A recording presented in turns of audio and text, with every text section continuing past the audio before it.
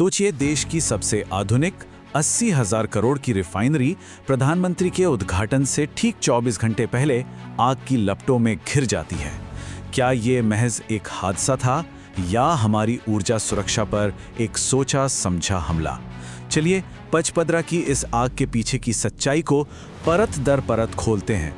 और यही वो सवाल है जो आज सबसे ज्यादा मायने रखता है। 80,000 करोड़ रुपए की लागत, देश की एनर्जी का भविष्य और प्रधानमंत्री के दौरे से ठीक एक दिन पहले सब कुछ धुएं में मिल गया। तो क्या ये सिर्फ एक मामूली सी तकनीकी खराबी थी या इसके पीछे कोई गहरी साजिश थी?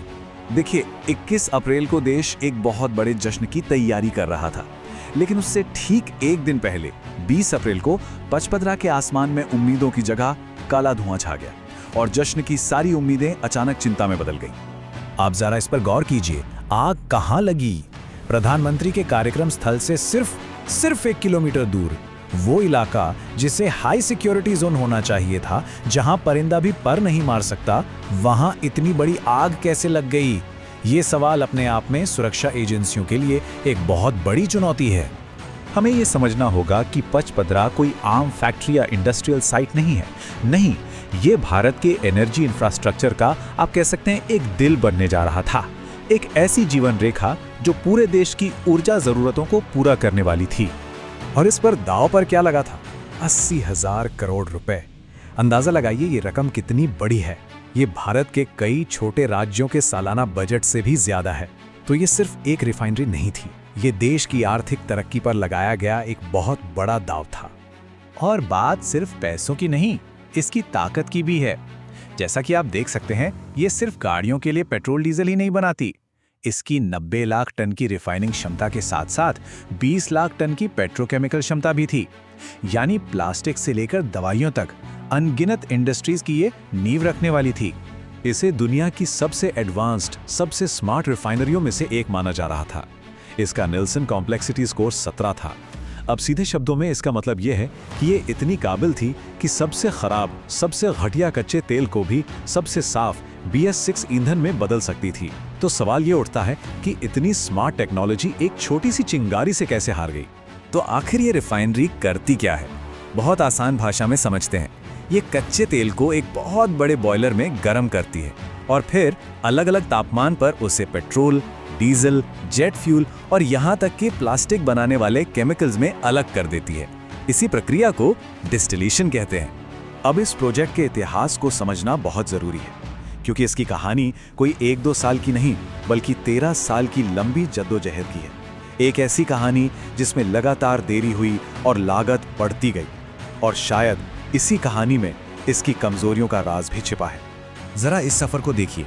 2013 में ये 37,000 करोड़ से शुरू हुआ, फिर राजनीतिक बदलाव हुए, देरी हुई और लागत बढ़ती चली गई। 2018 में इसे दोबारा लॉन्च किया गया और आज ये आंकड़ा 80,000 करोड़ के भी पार पहुंच चुका है।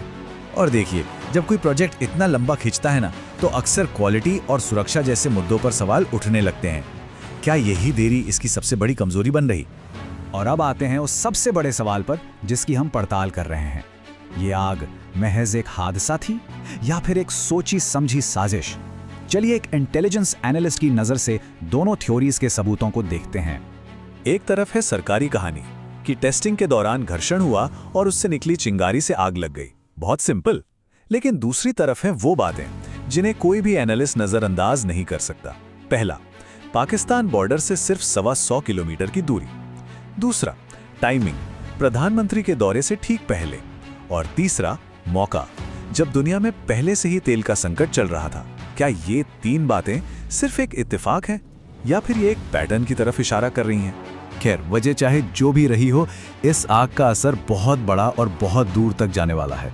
चलिए अब एक नजर डालते हैं कि इस एक घटना से देश को कितना बड़ा आर्थिक नुकसान उठाना पड़ेगा।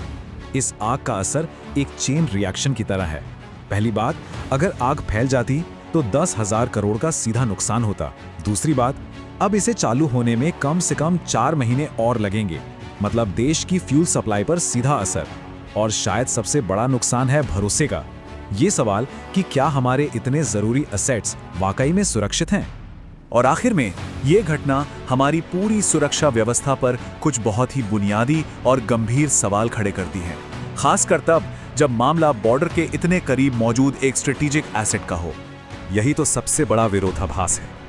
एक तरफ दुनिया की सबसे एडवांस टेक्नोलॉजी CISF की सिक्योरिटी, और दूसरी तरफ एक मामूली चिंगारी जिसे वक्त पर रोका नहीं जा सका। ये हमें दिखाता है कि शायद हम बाहरी खतरों के लिए तो तैयार हैं, लेकिन एक अंदरूनी चूक या फिर एक प्लान किए हुए हमले के सामने हमारी तैयारी अधूरी रह सकती है। देखिए, जांच की रिपोर्ट में चाहे जो भी लिखा हो, बाड़मेर की आग ने एक अलार्म बजा दिया है कि हमारी तरक्की की राह में जो चुनौतियां हैं वो शायद मशीनों से ज्यादा गहरी और इंसानी हैं। सवाल आज भी वही है, ये आग एक इंसान की भूल थी या किसी की सोची समझी साजिश? और इसका जवाब देश की सुरक्षा का भविष्य तय करेगा।